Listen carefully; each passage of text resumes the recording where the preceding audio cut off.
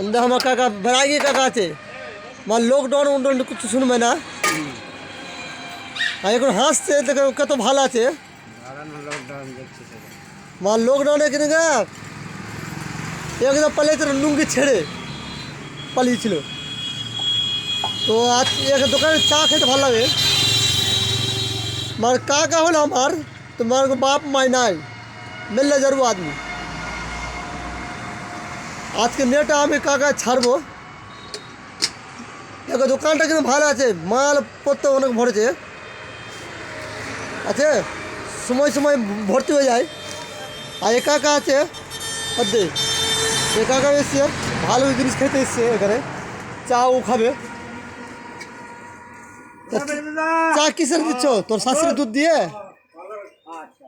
হ্যাঁ কাকা, তোর শাশুড়ির দুধ দিয়ে দিচ্ছ চা? এখন ওর শ্বশুর গলায় জানে কিসের দুধ দিয়ে পড়েছে। অর্ধে ওর খালা দুধ দিয়ে দিচ্ছে আমাকে চা।